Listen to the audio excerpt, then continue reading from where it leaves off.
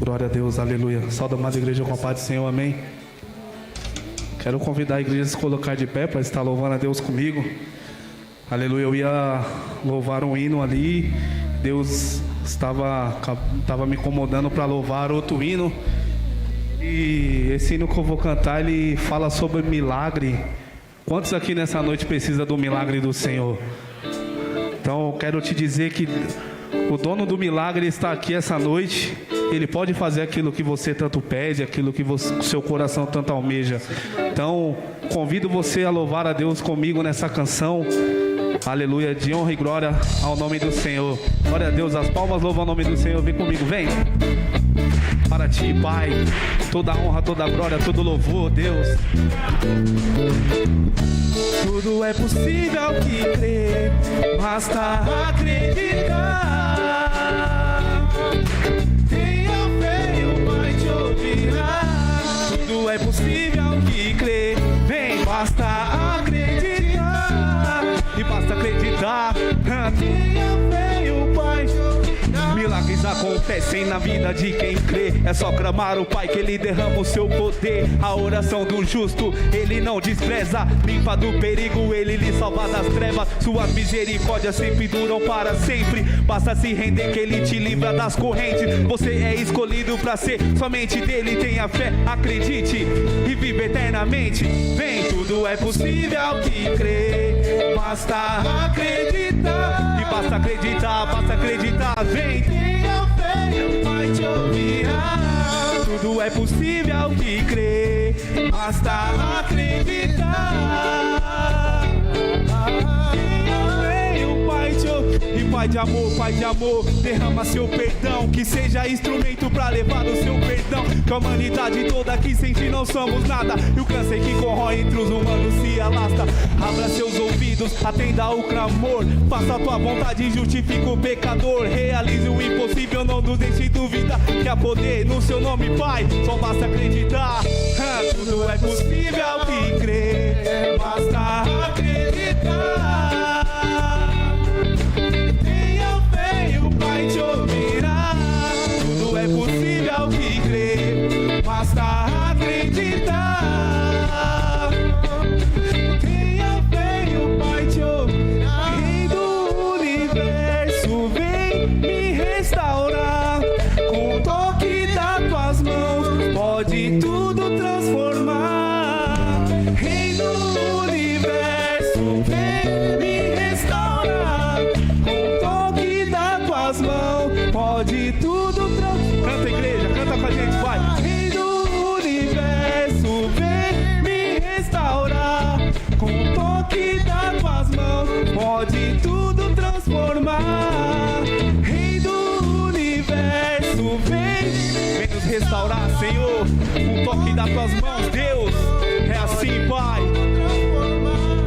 Então transforma, Pai, vem me abraçar. Renova minha mente, renova o meu pensar. Sou dependente do seu amor sem fim. Inclina seus ouvidos para me ouvir. Sua graça redentora é o que me mantém vivo. Com a sua misericórdia nós somos consumidos. Ensina os teus filhos a pararem de julgar, não atirarem a pedra, está prontos a amar. Escute esse clamor, enxugue essa lágrima. Traga esse filho de volta pra sua casa. Restaura a saúde, derrama a tua unção. Restaura esse lar, Pai, traz libertação. Tira a inimizade que enxerguemos nossos erros. Olhamos a qualidade mais que os defeitos. Cura essa doença que não tem mais remédio. A ti tudo é possível ser. Tu és os médicos dos médicos. Tudo é possível que crer.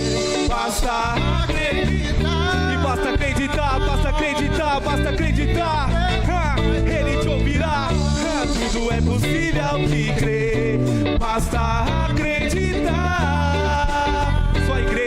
Só a igreja, canta para o mundo ouvir.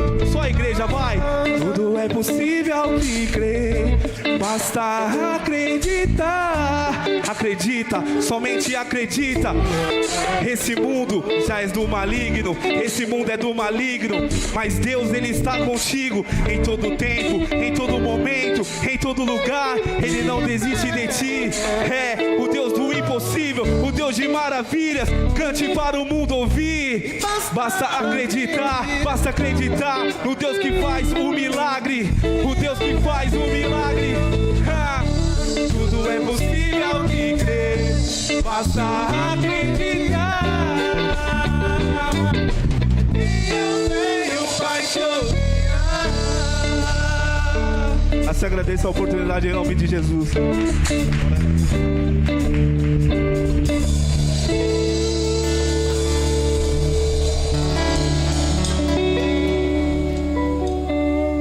Som. Glória a Deus, aleluia.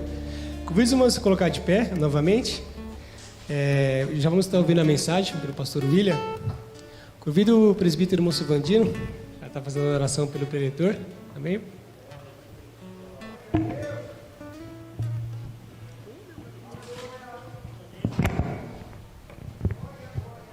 Deus, Pai, te apresentamos nessa hora o teu céu nas tuas mãos, que faça segundo a tua vontade, entre com providência, coloca tuas mãos santas, usa nas tuas mãos, como o Senhor quiser. Eu te peço, eu te agradeço, em nome de Jesus.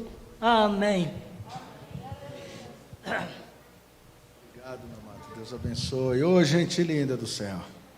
Paz do Senhor, povo de Deus. Os irmãos estão bonzinhos? Graças a Deus. Eu quero louvar a Deus por estar com vocês mais uma vez. É a primeira vez que eu estou aqui, desde que o pastor Eliabe já assumiu essa igreja. Então, prazer conhecer o pastor dessa igreja.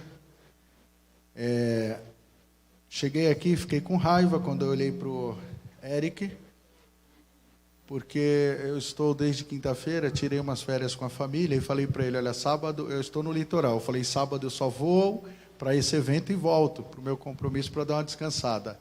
Aí ele falou, você passa na tua casa, você põe seu melhor blazer, sua gravata, tudo combinando e vem. Aí eu chego aqui, ele está de capoeirista. Então, paguei um mico. Mas quando vi o pastor, nem sabia que era o pastor da igreja, eu falei, somos dois, então vamos pagar mico nós dois. Mas pastor é pastor, né? Pastor não tem essa, não. Aí gostei, olhei o menininho ali também, de gravata, falei, graças a Deus, tem mais 7 mil. Olha lá, o presbítero ali, eu falei, amém, amém. Eu falei, vou pôr um blazer que não chama atenção, porque eu sou discreto. Essa é a terceira vez que eu uso esse blazer, eu só uso em ocasião especial. Aí chego aqui e o camarada está de mestre Eric. Queridos, que alegria estar aqui. Eu louvo a Deus pela vida dos irmãos e deste trabalho com os jovens que vocês estão fazendo. Eu sei que Deus está fazendo um movimento muito grande do Espírito na vida de vocês. E Ele é o maior interessado em abençoar esses jovens e fazer prosperar. Quando eu era do Ministério do Brás, fazíamos parte primeiro da Regional Sul 1, lá na Vila Olímpia como sede, depois Sul 5, tendo o Jardim Miriam como sede, né, irmã Andréia? O Beto tinha um cabelo que vocês não tinham ideia como que era o cabelo do Beto naquela época. Éramos solteiros ainda, misericórdia. Vou fazer agora em março 27 anos de casado. Então faz tempo. E Cidade Ademar sempre foi um referencial de adoração. Sempre foi um referencial de louvor e adoração. Nós ali na Vila Santa Catarina, lutando para chegar próximo da excelência desse povo aqui, tinha tudo. Tinha banda, na época era banda, né? Não era orquestra, era banda, era Ministério de Louvor, o Boanerges, né? E tem ainda, né? Os jovens, e era coisa linda do céu, e continua sendo. Eu acredito que Deus, para cada fase da igreja, Ele tem um novo tempo, e vocês estão experimentando um novo tempo de Deus, e Deus vai continuar fazendo isso. Às vezes, quando a gente fala, olha, o melhor de Deus ainda está por vir, aí tem gente ignorante que vai para a questão, ou questiúncula, melhor dizendo, teológica, e diz que o melhor de Deus não tem como vir, porque Ele já enviou o melhor dele, que é Jesus. Mas quando a gente fala que o melhor de Deus está por vir, obviamente a gente não está falando nessa área, estamos falando de fase da igreja, Então eu acredito que vocês vão experimentar muitas coisas boas de Deus na vida de vocês. Deus abençoe o Eric. Eric é um querido, Eric é muito mais que amigo, Eric é mais chegado que um irmão, e já nos conhecemos há algum tempo. O Eric faz parte, é um dos nossos alunos do seminário, e tem sido bênção em nossas vidas também. E quando ele disse desse trabalho, eu não poderia dizer não. Seria a semana passada, teve toda uma situação, né, envolvendo os irmãos aí, com essa fase difícil que estamos vivendo, mas estamos aqui para a glória de Deus. Abra sua Bíblia, por favor, em Atos dos Apóstolos, capítulo de número 20. A gente tem lutado como bons pentecostais para que o povo pentecostal, além de Bíblia, no culto, traga caneta, traga papel para anotar mensagens, sabe? A gente luta para acontecer isso, coisa que é normal e é simples na vida de algumas igrejas. Mas se você puder tomar nota de tudo que a gente vai falar aqui, eu acredito que isso pode nortear sua vida neste ano novo que já está terminando, inclusive o primeiro mês, o ano de 2022. Há uma expectativa sempre, isso é normal, é um fenômeno natural. Sempre que vira o ano, começa um ano, há uma expectativa muito grande em nossos corações por conta do ano novo. Mas escuta isso aqui, aprende isso aqui. Um ano não anula o outro. Talvez você vai colher agora o que você plantou no ano passado. E a vida espiritual funciona assim, olha. Ninguém é obrigado a plantar, ninguém. Mas se plantou, é obrigado a colher. A lei da semeadura, ela é fiel. O que você planta, você colhe. E como cristãos, nós entendemos que Paulo diz aos Gálatas que quem semeia no Espírito, quem planta no Espírito, colhe no Espírito. E quem planta na carne, colhe na carne. Não queira colher em 2022 algo que você não plantou em 2021. Mas se porventura você entender que a colheita não está sendo boa, muda a semente. Muda a semente. Porque ainda dá tempo Deus fazer coisas grandes e firmes em sua vida que você nem sabe. Então, meus amados, que esse ano seja um ano repleto de bênçãos de Deus na vida de vocês e que Ele faça um movimento muito grande através da juventude desta igreja. Porque juventude simboliza muitas coisas. Juventude é símbolo de força. Juventude é importante na obra de Deus. Deus não abre mão dos jovens. Juventude é sinônimo de sonhos na igreja. Aliás, visões, né? Sonho é para o velho, para mim. Juventude é sinônimo de visão. E muitas outras coisas mais. Juventude é sinônimo de disponibilidade. Paulo diz que o que é casado cuida das coisas de casado, como há de agradar o mundo, e os jovens cuidam das coisas do Senhor. O escritor lá de Eclesiastes, no capítulo 12, ele diz que o jovem tem que lembrar do Senhor nos dias da mocidade. Então é sinônimo de disponibilidade. Deus conta com você. Atos capítulo de número 20, versículo 7. A seguir diz assim: no primeiro dia da semana, estando nós reunidos com o fim de partir o pão, Paulo, que devia seguir viagem no dia imediato, exortava-os e prolongou o discurso até a meia-noite. Havia muitas luzes ou lâmpadas no cenáculo onde estavam reunidos. Um jovem chamado Eutico, que estava sentado numa janela, adormecendo profundamente durante o prolongado discurso de Paulo, vencido pelo sono, caiu do terceiro andar abaixo e foi levantado morto. Descendo, porém, Paulo inclinou-se sobre ele e abraçando-o disse: não vos perturbeis, que a vida nele está. Subindo de novo, partiu o pão e comeu, e ainda lhes falou largamente até o romper da alva. E assim partiu. Então conduziram vivo o rapaz e sentiram-se grandemente confortados ou consolados. Meus amados, podem se assentar. Eu vim falar a vocês sobre o tema os perigos da janela. Os perigos da janela. Quando eu falo de janela, entenda que eu estou falando de indefinição. Janela aqui nesta mensagem, esta noite, é indefinição. E o que é a indefinição? A pessoa não está nem de um lado, nem do outro. Quando Jesus envia a carta, ou ordena a carta à igreja de Laodiceia, Jesus disse, dentre muitos problemas desta igreja, que esta igreja era uma igreja indefinida. Era uma igreja que não tinha uma definição.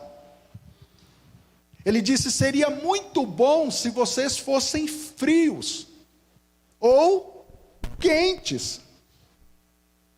Mas porque és morno, vomitar-te-ei da minha boca. Então a posição daquela igreja, ou a situação daquela igreja em ser morna, significa que era uma igreja que não tinha definição. Eu não pretendo pregar sobre Laodiceia, mas só para vocês entenderem, a cidade de Laodiceia não tinha água boa, água potável. A cidade de Laodiceia recebia água de duas cidades vizinhas. Uma era Hierópolis e a outra era Colossos. Uma água vinha da cidade, água quente. Essa água quente que vinha de uma cidade era usada para fins medicinais, para curas, terapias, termas. Então as pessoas se utilizavam das águas quentes para cura, para saúde. A outra cidade fornecia água fria, água potável, que servia para beber. E por Laodiceia não ter uma fonte de água, ela recebia dessas duas cidades. Acontece que a água fria, passando pela tubulação até chegar em Laodiceia, já chegava morna. E as pessoas até diziam: olha, oxalá se essas águas fossem como de Hierápolis, águas frias, porque não chegava uma água boa. A água dessa cidade era uma água saluba, uma água que não prestava para beber. Então Jesus aproveita o ensejo disso e faz uma analogia, uma comparação com a própria igreja de Laodiceia, e diz que era uma igreja que não tinha definição. Mas, amados, quando eu falo de janela, estou falando de indefinição. Porque quem está na janela, ao mesmo tempo que tem a visão do que acontece lá fora, também tem a visão do que acontece aqui dentro. Quem está na janela, ora, paquera o que está lá fora, e ora paquera o que está aqui dentro. Não tem uma definição. Quem está na janela está com problemas sérios, perigos. A Bíblia fala que quando finalmente Davi trouxe a arca para Jerusalém, ele se envolveu com a arca, com a presença de Deus, se alegrou, dançava. E a esposa dele, Mical, estava na janela, censurando, julgando, e acabou sendo ferida de uma esterilidade e não pôde mais gerar filhos, por conta desse julgamento. Porque quem está na janela não se envolve inteiramente com o que está acontecendo lá dentro, e às vezes fica doido para ir para fora, para se envolver com o que acontece lá fora. Então é perigoso a posição de quem está na janela. Então, para você, moço, moça que serve a Deus, Deus está dizendo: se posicione. Se posicione. E o conselho de Deus é: se posicione do lado de dentro, não do lado de fora. E a história aqui, obviamente, não tenho muito o que explicar se eu fosse interpretar esse texto. E, obviamente, que se fosse falar sobre Paulo indo para Troade, passando por aqui, o último dia que ele estaria com esses irmãos, se fosse para olhar o texto, nós iríamos enaltecer um homem de Deus que tinha uma vida poderosa na presença de Deus, a ponto de ressuscitar um jovem que morreu. Se fôssemos olhar a virtude desse texto, não tem coisa ruim aqui, porque o que aconteceu de ruim e trágico foi resolvido através da vida de um homem de Deus. Mas obviamente eu vou pegar esse texto de uma forma figurada para extrairmos daqui algumas situações que podem ser perigosas na vida de um moço e de uma moça de Deus. Então o texto mostra que Paulo, que deveria partir para Troade, estava passando por essa cidade, ele iria embora no dia seguinte, foi convidado pelos irmãos para um momento de comunhão, partir o pão, estar mais uma vez entre eles. E Paulo era aquele tipo de apóstolo que todo mundo gostaria de tê-lo o máximo de tempo possível. Então aquele momento de confraternização, comunhão no cenáculo se tornou culto. Porque Paulo começou a falar, começou a pregar, só que daqui a pouco Paulo estende a pregação. Estica a pregação. Queridos, se fôssemos olhar literalmente, não tem nada de problemático com isso, era Paulo pregando. Mas eu vou ressaltar algumas questões aqui, falando sobre o primeiro perigo. É verdade que quem prega tem que ter competência ao pregar. Salmo 119, verso 130, diz que a exposição das tuas palavras traz luz e entendimento aos simples. Então qualquer pregador que se digne de pregar a palavra tem que ter competência para que o povo que está ouvindo receba luz e receba entendimento da palavra. Paulo diz em Romanos 10 e 17 que a fé vem pelo ouvir e ouvir pela palavra. Então o pregador tem que ter de Deus, além da graça, do dom, ser cheio do Espírito, tem que ter competência que ao expor a palavra nasça fé no coração de quem está ouvindo. Porque a fé vem pelo ouvir e ouvir pela palavra. Paulo diz que os obreiros são despenseiros dos mistérios de Deus. E quando nós entendemos isso, a palavra despenseiros, no grego oikonomos, de onde vem a palavra economia, e equivale ao termo mordomo, significa que nós, como pregadores, como obreiros, administramos mistérios de Deus. Despenseiro aqui não é aquela interpretação ou aplicação que alguns dão de ter na dispensa. Não, Despenseiro aqui é administrador dos mistérios, porque Deus confia ao homem de Deus os mistérios e ele passa para o povo. Paulo falando a Timóteo, 2 Timóteo 2:15, ele diz assim: olha, procura apresentar-te a Deus como obreiro aprovado, que não tem do que se envergonhar, e que maneja bem a palavra da verdade. Esse manejar bem, Paulo tira de um termo da medicina, porque a palavra manejar, ortotomel, do grego, significa fazer um corte preciso, um corte reto, e remete à ideia de um cirurgião que está fazendo uma cirurgia, não pode tremer, não pode falhar, não pode cortar errado, tem que pegar o bisturi e cortar com precisão. Então ele diz: se é obreiro de Deus, maneje bem a palavra com precisão. E poderia falar muitas outras coisas, responsabilizando o obreiro que prega. E portanto, falando dessa pregação de Paulo.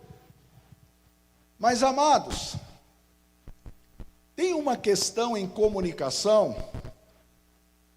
Obviamente comunicação, vou aplicar aqui a comunicação eclesiástica, a igreja, a pregação, o ensino. Tem algumas questões que a gente precisa entender. Quando uma comunicação não flui, há rachaduras nessa comunicação, há barreiras. E essas barreiras, elas podem partir tanto do emissor, do pregador, do ensinador, de quem está falando, como barreiras de quem está ouvindo. Essas barreiras podem ser físicas ou psicológicas. Físicas, o ambiente, como é o caso aqui que daqui a pouco veremos. Psicológicas ou espirituais do indivíduo que está recebendo a palavra. De repente está com algum problema, alguma situação, e isso se torna uma barreira para ele receber a palavra. O nosso problema, como pentecostais, muitas vezes é colher o resultado da pregação imediatamente. Então tem gente que faz a leitura de que a colheita daquela pregação é o movimento que o Espírito Santo pode fazer no culto. E alguns até tentam fazer um movimento para que diga: olha, foi uma bênção a palavra, foi tremenda, porque quer colher o resultado imediatamente. E muitas vezes para ele o resultado é uma igreja explodindo em alegria pelo que ele pregou. Mas, amados, o papel do pregador é semear. Ele só joga a semente, que é a palavra. O resultado desta palavra depende do solo que está recebendo a semente e depende daquele que dá o crescimento, que não é o pregador.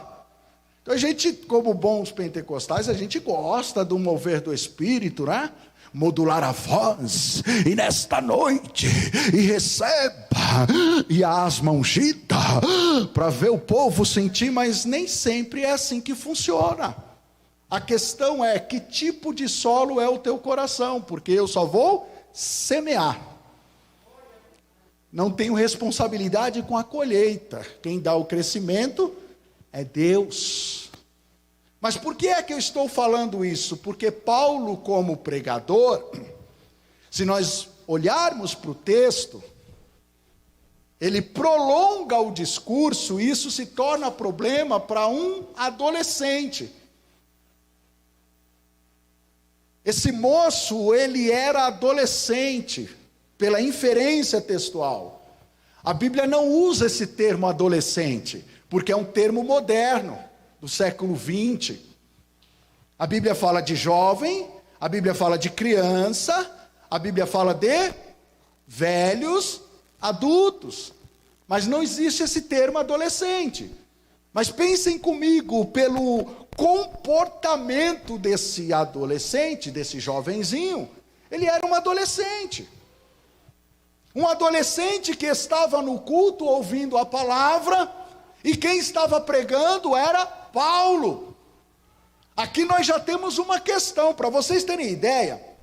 Pedro, quando escreve falando sobre Paulo, ele diz assim: olha, irmãos, se não me engano, é a segunda epístola de Pedro, capítulo de número 3, versículo 15 a seguir. Se não for, é a segunda, capítulo 3, versículo 15. Ele fala: irmãos, Paulo já vos escreveu coisas que é difícil demais de entender, que inclusive alguns indoutos torcem o ensinamento de Paulo para a sua própria condenação.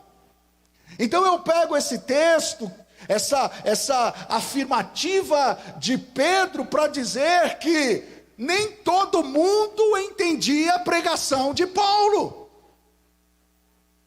Se você olhar a primeira carta de Paulo aos Coríntios, capítulo 13, versículo 17, ele diz: quando eu era menino, eu falava como menino, eu pensava como menino, eu agia como menino, eu discorria como menino, mas quando cheguei a ser adulto, deixei com as coisas de menino. O que significa? Que existe uma linguagem para cada faixa etária. Minha esposa é professora infantil mais de 30 anos. Ela começou com 14 anos de idade dando aula para crianças, e gosta até hoje. Eu falo assim: não é normal, tem que gostar. E ama o ministério infantil, já liderou muitos trabalhos, dar aula, ensina professores, enfim, treina pessoas para cuidar de crianças, é o ministério dela. Mas, queridos, se ela estivesse aqui, ela diria: oi, irmãos, Pai do Senhor, tudo bem? Vamos ver o flanelógrafo, vamos ver a figurinha, porque é a linguagem de criança. Existe a linguagem para uma adolescente, existe a linguagem para um jovem, existe uma linguagem... Eu sei que palavra é palavra. Vocês são inteligentes, vocês estão entendendo o que eu quero dizer. Palavra é para todo mundo, querido, palavra é para todo mundo, mas se você adaptar esta palavra àquela faixa etária, você tem a maior probabilidade ou possibilidade de atingir aquele coração. Acontece que Paulo começa a pregar. Eu já disse que a linguagem dele já é muito técnica, difícil, que nem adulto às vezes entendia, quiçá um adolescente. Aí Paulo começa a pregar, daqui a pouco aquele menino começa a andar para lá, ele começa a andar para cá, e ninguém presta atenção nele. Aí ele senta assim na janela, alto, tinha 3 andares, e fica balançando o pezinho. Querido, quando o crente começa a balançar o pezinho, é questão de minutos para ele falar: fala, pai, comigo em sonho. Começa a abrir o bocão e daqui a pouco... É ou não é? É só balançar o pezinho que daqui a pouco você fala: tá indo. E aquele menino inquieto, para lá, para cá. Claro que eu estou inferindo o texto, não está aqui dessa forma. A mensagem não era adaptada para ele, e ele começa a ficar inquieto. Daqui a pouco ele vai, senta na janela, até chegar o momento em que cai. Mas eu não vou aqui condenar Paulo e pregadores. Eu quero aqui dizer que o primeiro perigo da janela, de quem não se envolve com o que está acontecendo aqui dentro, o primeiro perigo que leva muitos jovens, adolescentes, inclusive irmãos adultos, à queda espiritual, é o desinteresse pela palavra. Eu já falei sobre barreiras na vida do pregador, que tem que adaptar a linguagem, tem que ter competência, tem que ter conhecimento, mas eu vou falar aqui dos problemas de quem ouve.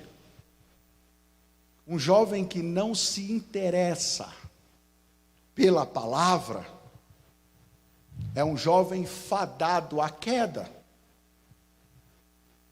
Porque quando você olha para a Bíblia ela mostra um estreito relacionamento do jovem com a palavra. Vocês são fortes, já vencestes o maligno. Por quê? Porque a palavra de Deus está em vós. Jovem que não tem a palavra entranhada nele, não é forte e não vence diabo, não vence o maligno, e não vence mundo e não vence nada. Vocês conseguiram entender? Não preciso explicar muitas coisas. Poderia dizer do Salmo 119, que faz uma pergunta, o salmista: como é que o jovem pode purificar o seu caminho?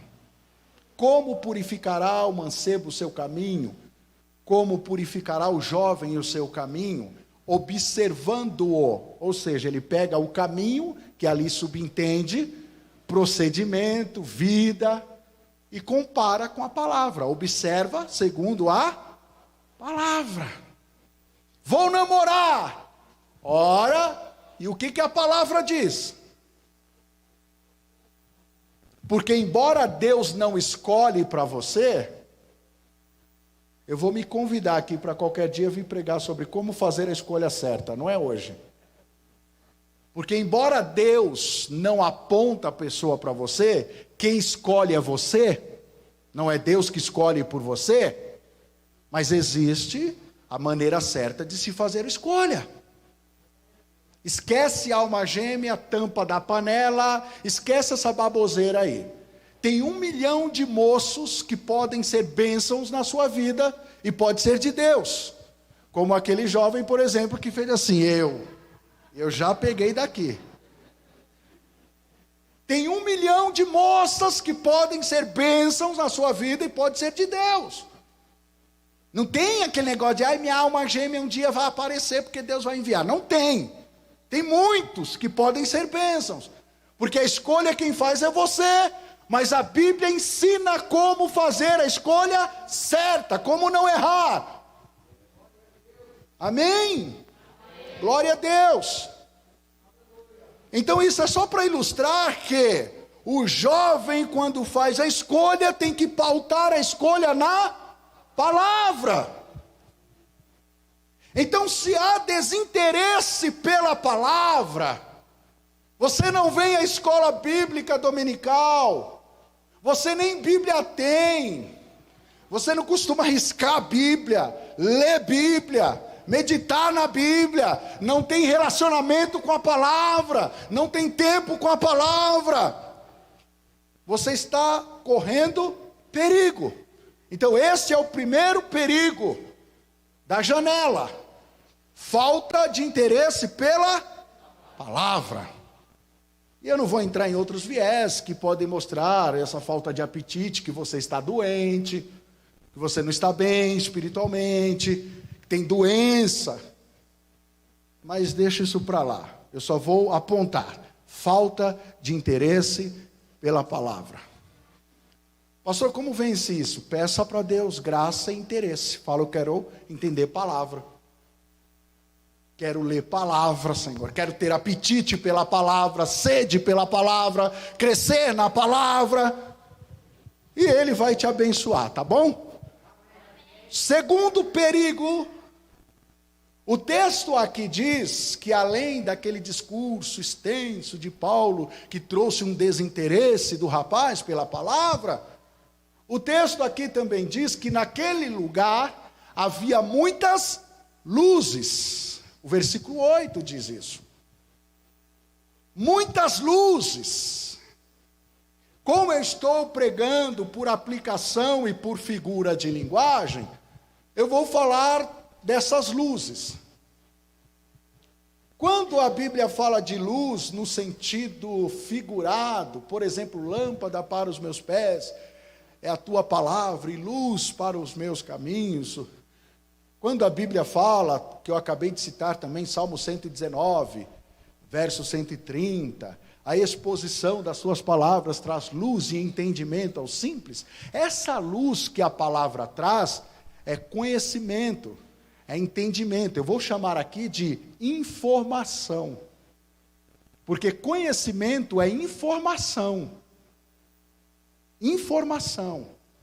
Quando a Bíblia diz que havia muitas luzes neste cenáculo, eu vou para a palavra aluno, por exemplo.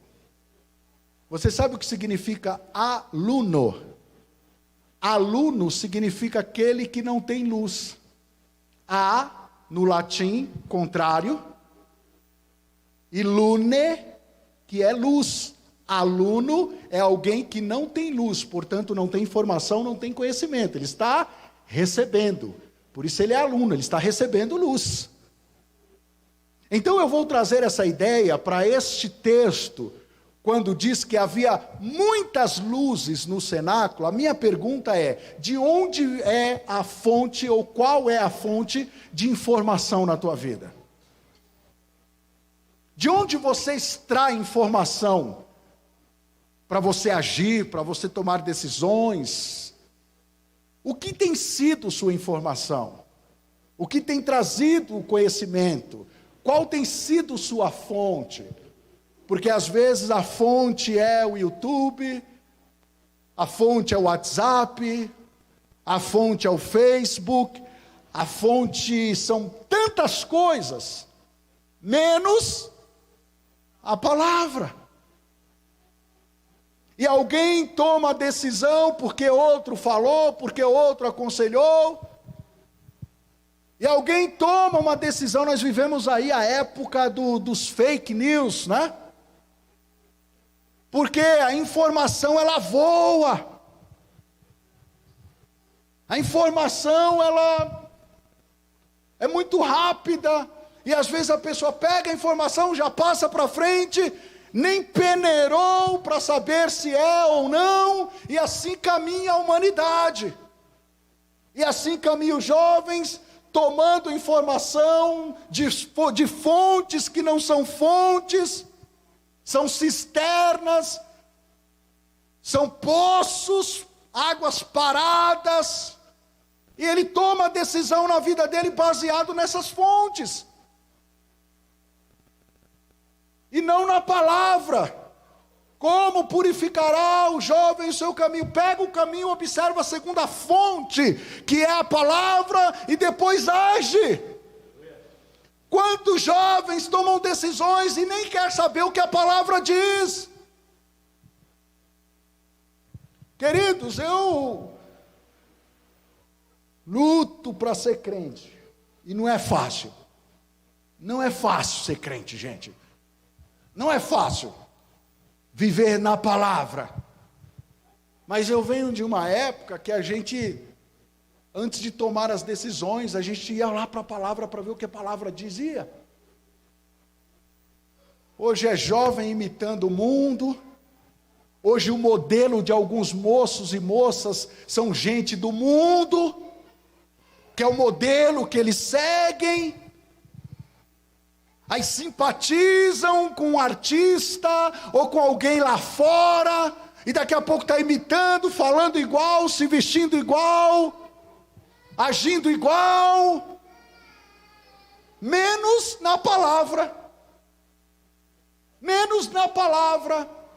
Então, quando o texto diz que havia muitas luzes no cenáculo, eu quero dizer que isso também são causas da queda. Muitas luzes na sua vida, menos a luz da palavra. Muitas luzes, é um amigo que aconselha, mas o amigo não é de Deus. É alguém que você admira, mas esse alguém não é padrão para você. E assim vai, e assim vai, e assim vai. Então é muito do mundo na tua vida e pouco de Deus e da palavra. Então você está na janela sendo influenciado pelo que acontece lá fora. E isso é perigoso. Amém? Terceiro problema.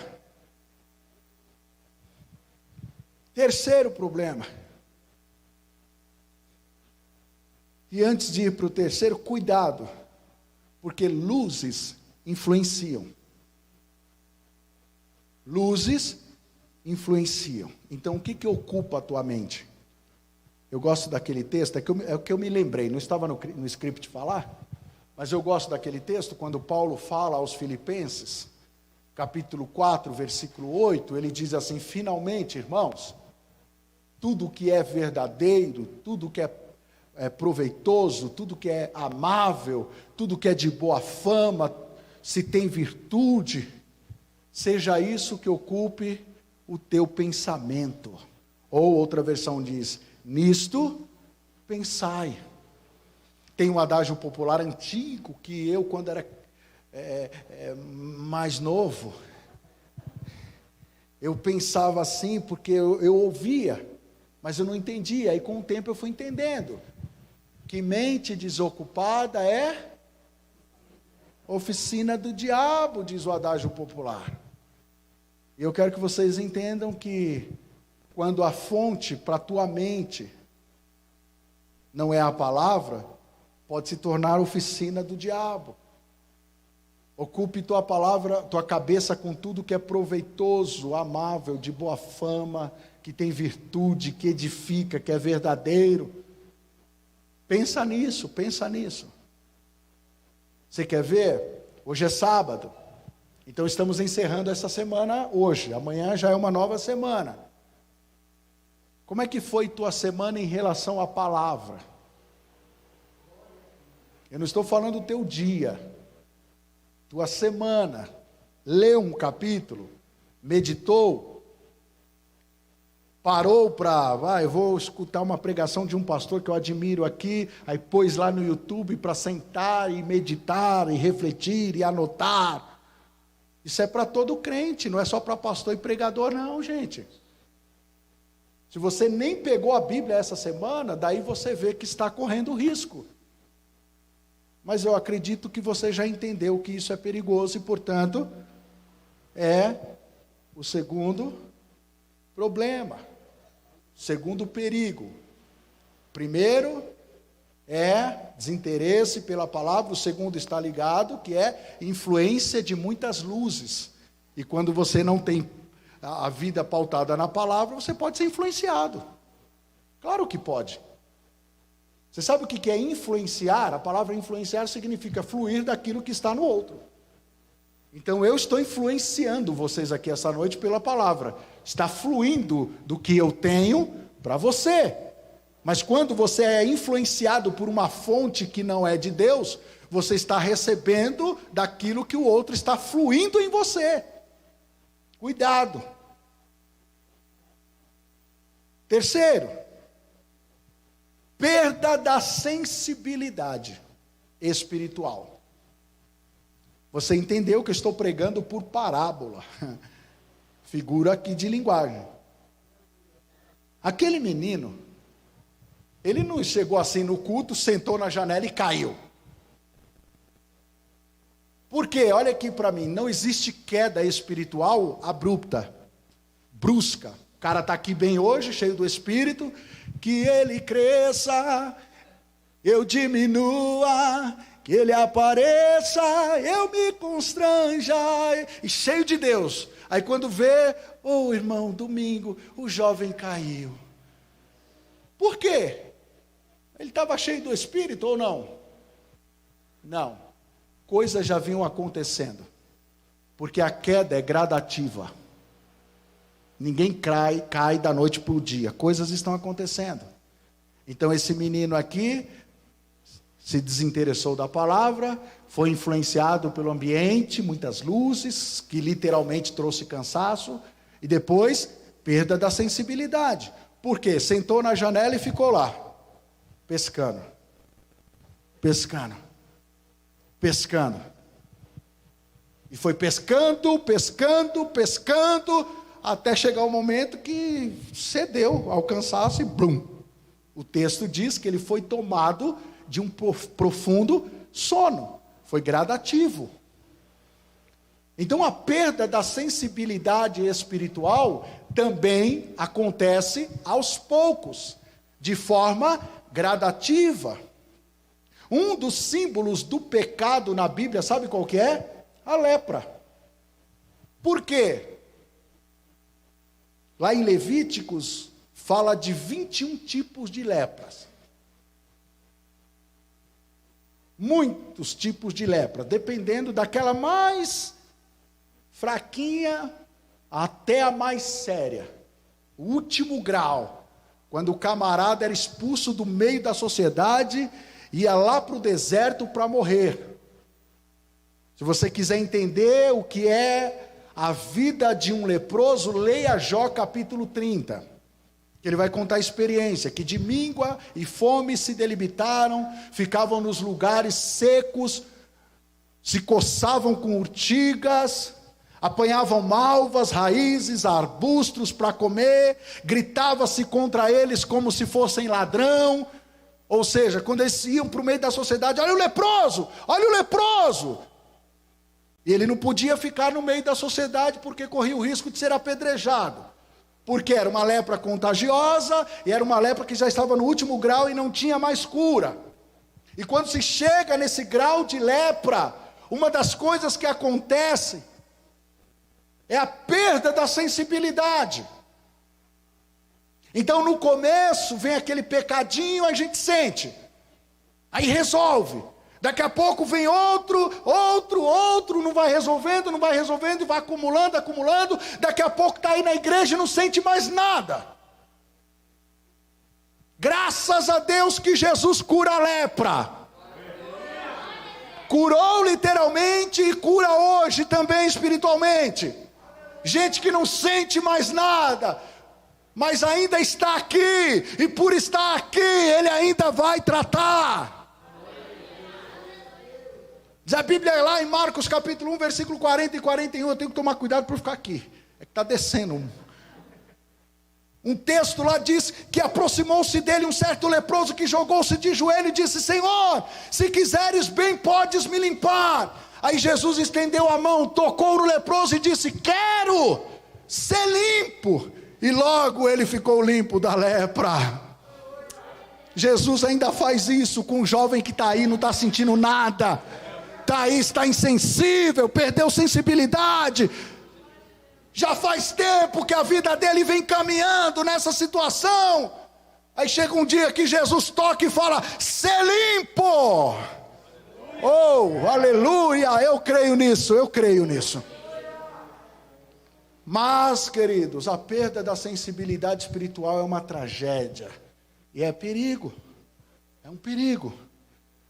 Porque a pessoa não sente mais nada. Alguns, graças a Deus, ainda vai a Jesus e fala assim: se tu podes, bem podes me limpar. Se tu queres, bem podes me limpar. Mas tem uns que é daqui para fora. Foi tomado pela lepra, já não sente mais nada, joga tudo para o alto e fala: não quero saber de Deus. Porque é assim que funciona. O passarinheiro, presta atenção nisso, quando o passarinheiro arma o laço, você sabe como é que funciona? Ele põe uma armadilha e põe uma comidinha para o passarinho. Ele não vai colocar nada que não atraia, ele vai pôr coisas que atraia. Por isso, Tiago, vocês são inteligentes, vocês estão comigo, sim?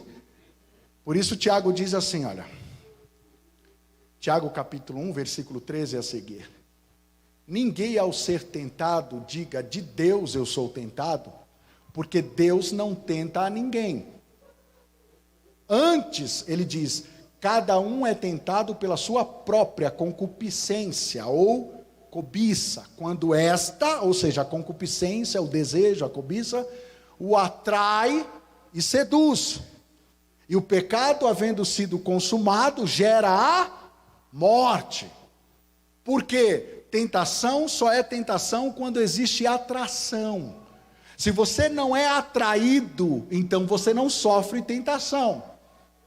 Se você não é atraído por determinadas coisas, aquilo para você não é tentação.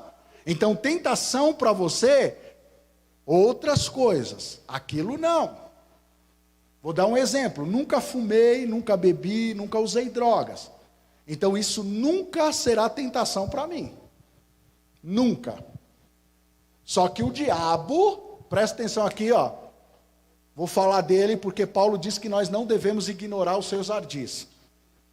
Não vou superestimar Satanás, mas também não vou subestimá-lo. O diabo, que é um excelente psicólogo, ele não sabe o que está no teu coração e, portanto, qual é o prato que ele vai colocar para te balançar. Ele não sabe. Ele não sabe o que te atrai pelo teu coração. Ele só vai descobrir pela sua atitude.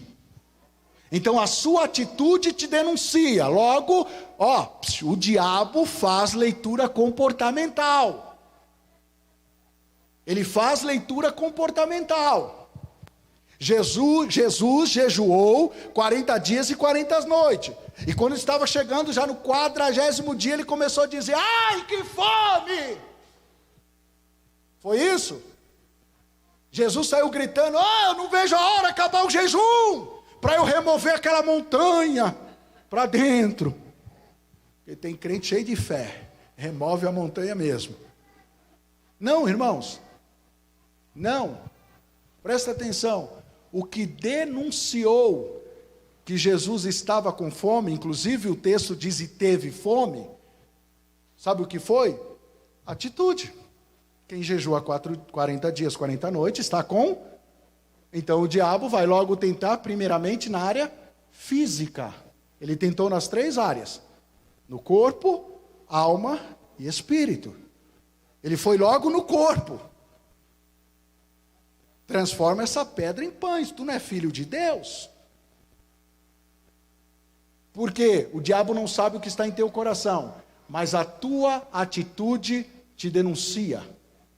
O que você vê na internet, com quem você fala na internet, as palavras que você deixa fluir, tudo isso está te denunciando se você está facinho.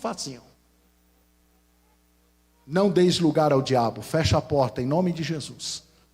Então se arma o laço, coloca lá a comida que vai atrair, mas o pássaro não chega no primeiro momento e vai lá. Ele primeiro faz um voo panorâmico, aí começa a olhar, ele fala: isso aqui não estava aqui. Só que ele desconfia.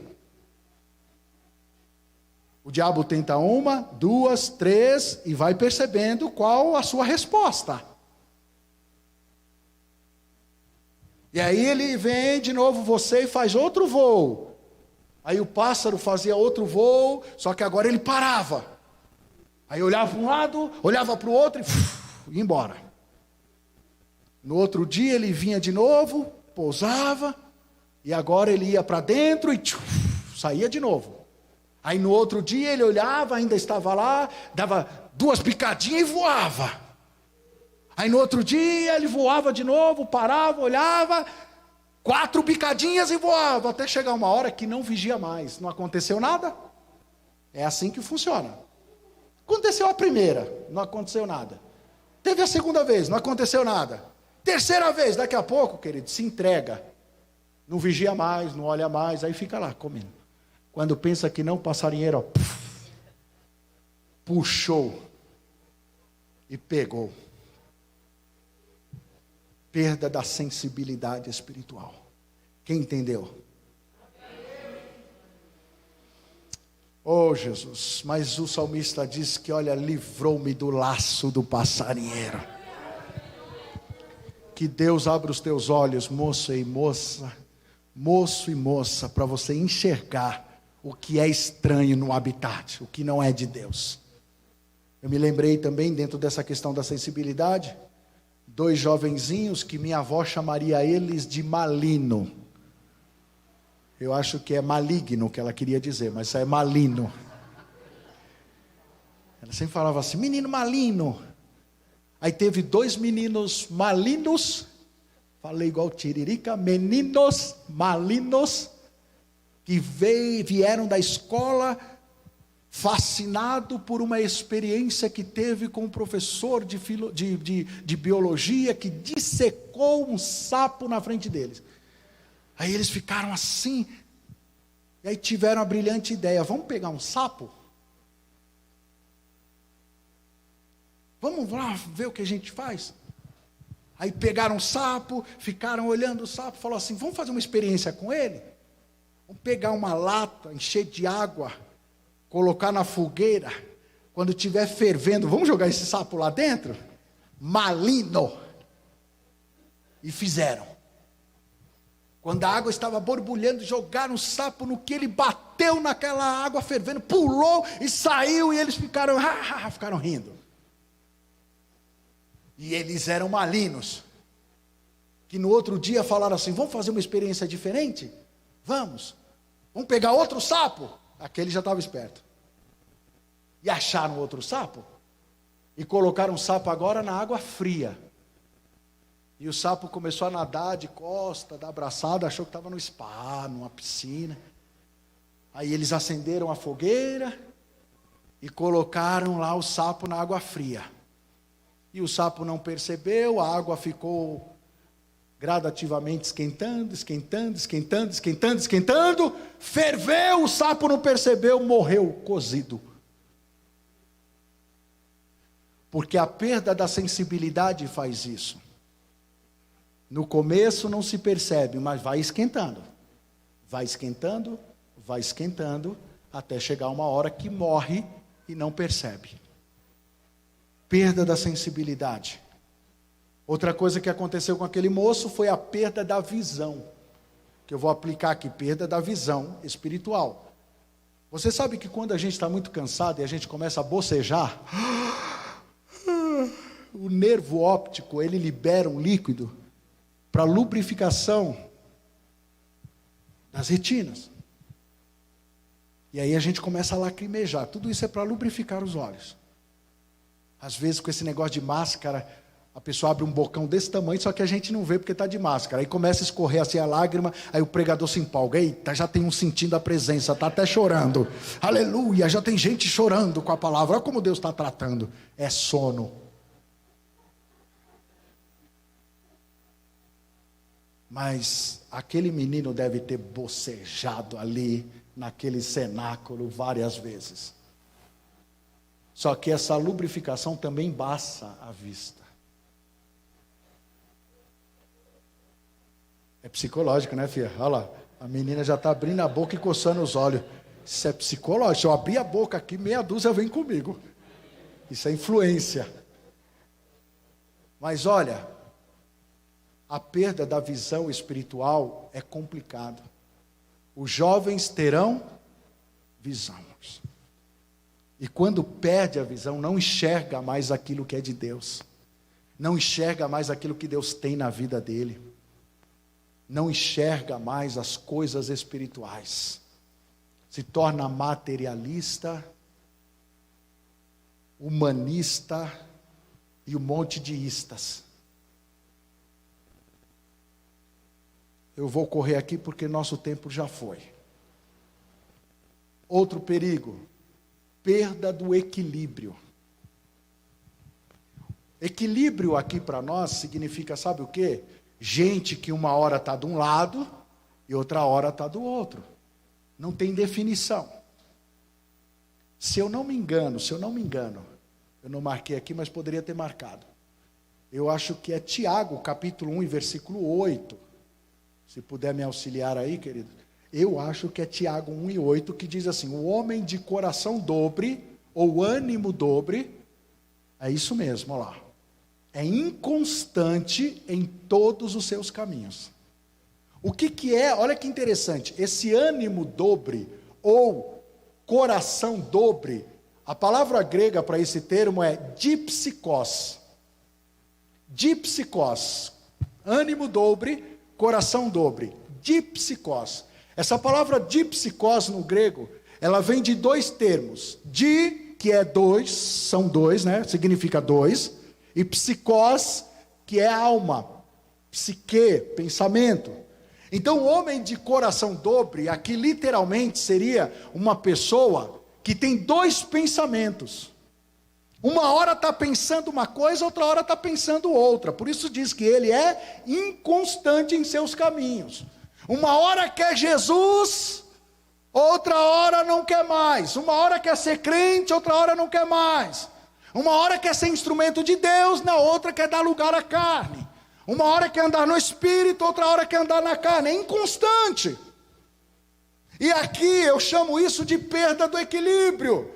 Por quê? Quem já dormiu aqui no ônibus? Diga amém. Até de pé. Eu lembro quando eu trabalhava, faz tempo. Eu saía às 6 horas da manhã. E ônibus, olha aqui, ó, é um fenômeno, não é? Vira uma comunidade de conhecidos. Você pega o mesmo ônibus todo dia, você já conhece as pessoas. Portanto, você já sabe quem vai descer onde. E se não foi o teu caso de já pegar no final ou pegar com um lugarzinho lá, já pegou o ônibus lotado, você já fica do lado de quem vai descer, porque você já sei onde vai descer. É ou não é? Até chegar a tua vez. Quando chega a tua vez, 10 segundos, sentou. É ou não é? Já aconteceu com você, do ônibus fazer uma curva e você está aqui daqui a pouco. Quase foi, aí pôs o pé no corredor. Ou se está no lugar lá da... se está no lugar da janela, então, né, viu? Aí... Já? Quantas vezes, queridos, aconteceu comigo? Quando chegava a minha vez, assim, e é um tremendo, né? Quando chega a hora de descer, você pode estar dormindo, num sono profundo, você já sabe, é a minha vez. Quantas vezes eu acordei e o gel estava lá no vidro, assim. Eu não vou entrar em detalhes, mas outro dia eu me senti violentado. Eu cheguei, dormi assim no canto, daqui a pouco, se fosse japonês eu diria japonês, se fosse alemão eu diria alemão, mas não era um negrão. Negrão que tinha quase 2 metros. Eu estou lá dormindo, na minha, de boas, no meu lugarzinho, daqui a pouco eu comecei a sentir falta de ar. Assim. Sei lá, quando eu olhei, tinha um negão dormindo comigo. E lá em cima, assim, de mim, e ele não sentia nada, perdeu a sensibilidade mesmo. E ele não... Aí eu aproveitei, o ônibus fez uma curva, aí ele... Aí deu vontade de olhar para ele e falar, foi bom para você? Quase me matou.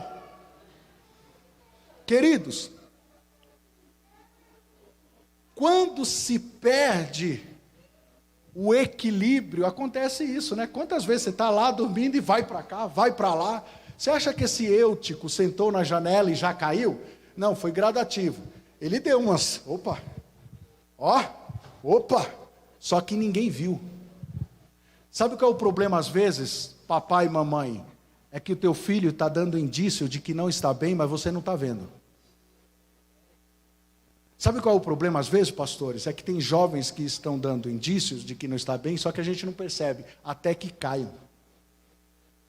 Ninguém olhou para Eutico até que ele caiu.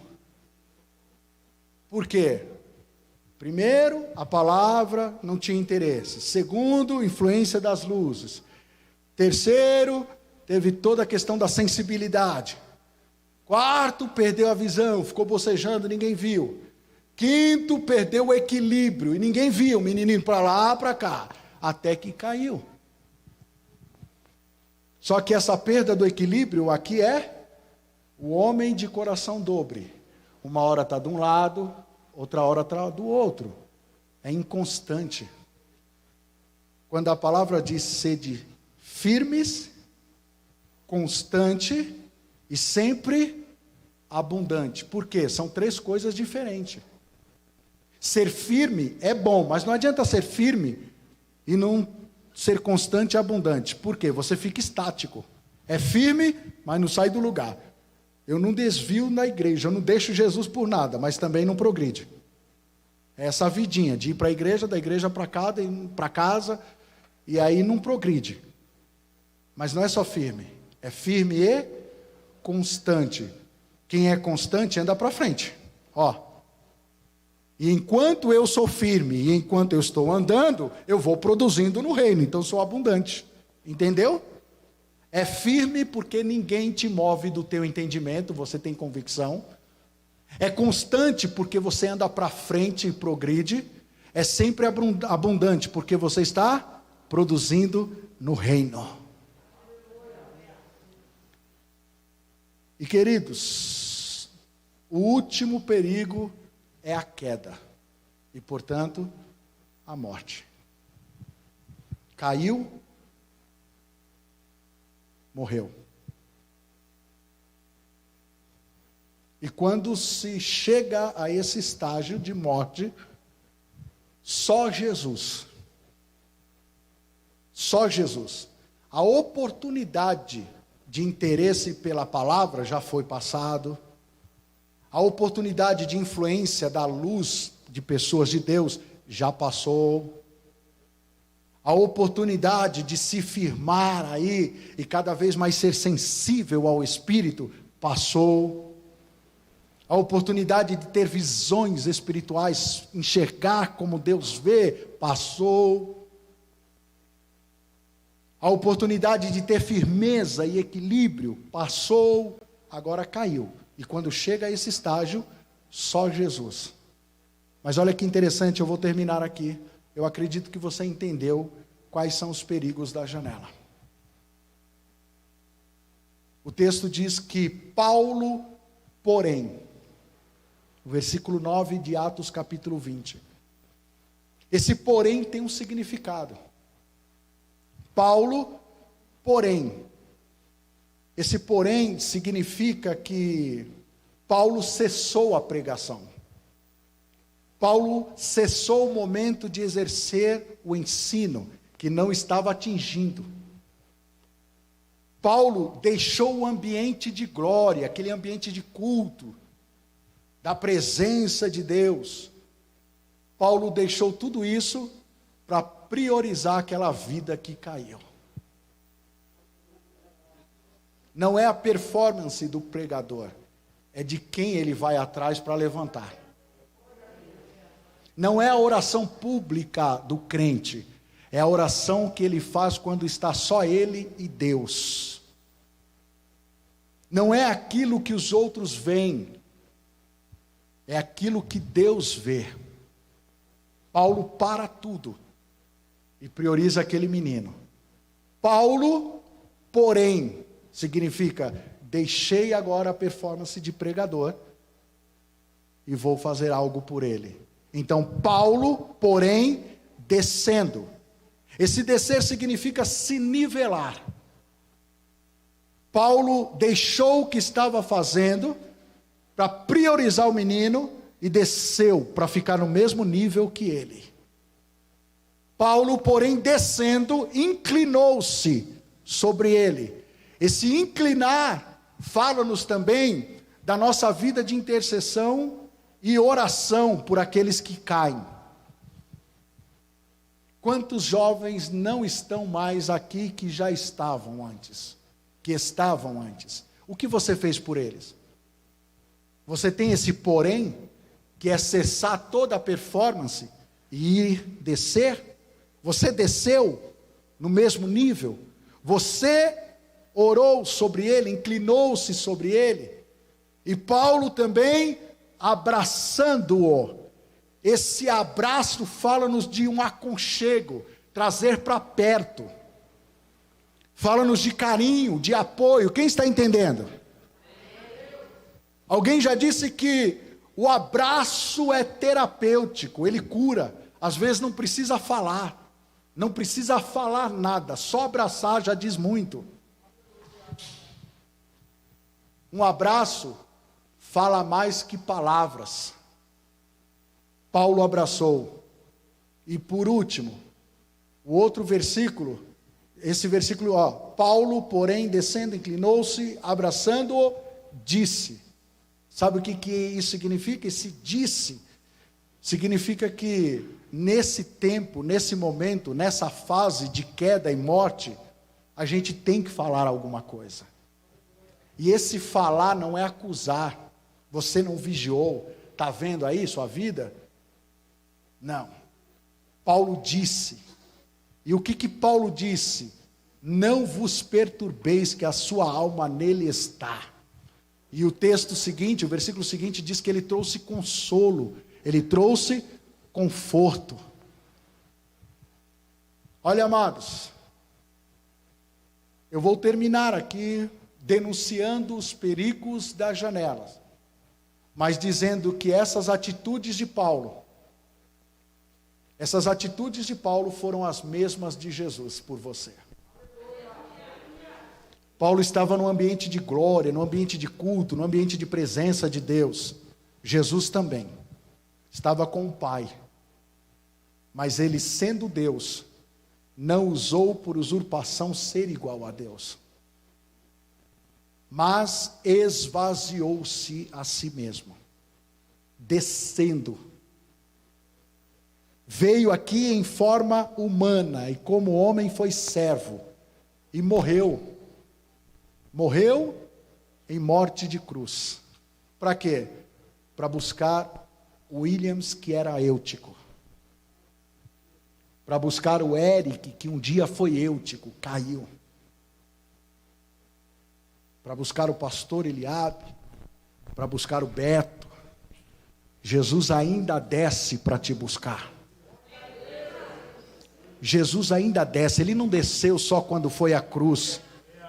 Ele ainda desce quando entende a sua estrutura e sabe que você não vigiou e passou por todo esse processo até chegar à queda. Jesus ainda desce. Mas você quer saber? Não dê mais esse trabalho para Jesus, para ele descer e te buscar porque você caiu. Mas evite os perigos da janela. Evite. Fique em pé, por favor. É só um conselho de Deus para você. Oh Deus. Eu não sei como você está, e não é clichê de pregador, é porque a gente não sabe mesmo. Mas uma coisa eu sei. Se Deus falou, irmãos, é porque alguma coisa está acontecendo com alguém. A palavra de Deus, ela vem como forma preventiva, quando Deus nos alerta sobre coisas que não estão acontecendo, mas podem acontecer. Então, se não é teu caso, vigia para que não aconteça. Mas a palavra de Deus também vem como restauração a pessoas que estão vivendo isso aqui. E eu não sei como você está, se Deus está te prevenindo, ou se Deus quer te levantar, porque embora ninguém saiba, mas você está caminhando à decadência. Caminhando à decadência. E caminhando por quê? Porque não se interessa pela palavra, porque tem influências que não são de Deus na tua vida, porque você vai perdendo sensibilidade, vai perdendo equilíbrio, vai perdendo a visão, enfim. Eu sei que Deus mandou a palavra para vocês, e ela não voltará vazia. Vamos orar? Pai, eu te agradeço, Senhor, o privilégio de ter falado a tua palavra, porque eu sei que não é só a minha voz que ouviram. Ouviram a minha voz tentando ser fiel àquilo que o Senhor me entregou. E eu entreguei o que eu recebi. Mas é possível que eu não tenha sido perfeito nessa entrega. Mas eu descanso em saber que não foi só a minha voz que ouviram. Foi a voz do teu Espírito Santo também, falando a cada coração de acordo com a necessidade. Porque a palavra foi liberada, Senhor. Eu oro para que caia em bom solo, para que caia em boa terra, para que o efeito dela prospere, pois não volta vazia.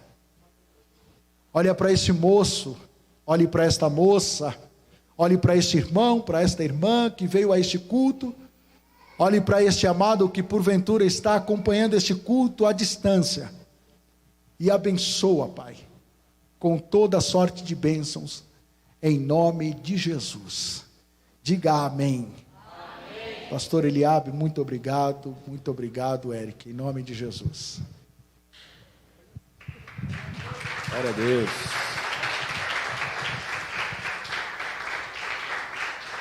Glória a Deus pela sua palavra. Deus abençoe, pastor William. Amém. Deus seja louvado pela vida do servo de Deus. Deus abençoe a cada um dos jovens que vieram aqui, os irmãos, as irmãs que estão aqui. Deus abençoe a cada um de voz. Amém? Amanhã nós temos escola dominical. O pastor falou aqui da escola dominical. Quero ver todo mundo aqui agora. Se não vier, fala, ó, não ouvir a palavra. Escola dominical às 9h30 da manhã. Estamos aqui. E às 18 horas, grande culto da família. Amém? Pedir aqui o pastor Beto fazer oração. E também já impetrar a bênção apostólica. Amém? Tem algum outro aviso? Não, né? Vamos orar, agradecendo a Deus por tudo. Possamos agora praticar, fazer a diferença, para que possamos dar fruto, amém? Pai querido, Senhor, nós te agradecemos, Senhor, por esse momento que passamos aqui, podendo louvar o teu nome, Senhor. Obrigado, Senhor, pelo banquete maravilhoso, pela tua palavra ministrada aos nossos corações, Senhor. A palavra não volta vazia, Senhor. Nós aprendemos que é o tempo certo, Senhor, de ter a colheita, Senhor. Pai querido, Senhor, que a tua palavra encontrou corações e que teu Santo Espírito possa trabalhar de maneira que as pessoas possam assimilar, perceber, Senhor.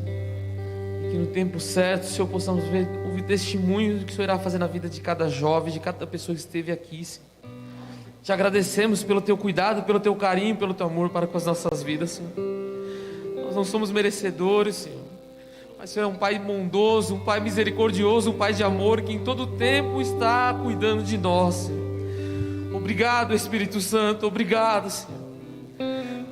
Obrigado por tudo, Senhor. Nós agora estaremos indo para o nosso lar, Senhor. Que possamos ir com a Tua palavra, que possamos ir, Senhor, refletindo, Pai querido, Senhor. Ah, Jesus querido, desperta as nossas vidas, nossos corações, Senhor. Nos dai desejo, Jesus querido, pela Tua palavra, Senhor Jesus querido. Que possa haver transformações, libertações, Jesus querido, Senhor. Onde quer que nós estejamos, que possamos ser verdadeiramente sal da terra, luz do mundo, Senhor. Pai querido, não queremos ser cristãos somente aqui dentro não, Senhor. Aqui é muito bom estar com amigos, mas queremos fazer a diferença lá fora, Jesus querido, Senhor. É por isso que o Senhor nos visitou e mandou a Tua palavra aos nossos corações, Senhor. Nós te agradecemos por tudo, Senhor. Receba o nosso louvor, a nossa adoração, Jesus querido, Senhor. Muito obrigado, Senhor. Fica conosco, Senhor. Despeça-nos em paz, Senhor. Nós te agradecemos, Senhor. Em nome de Jesus, amém, Senhor.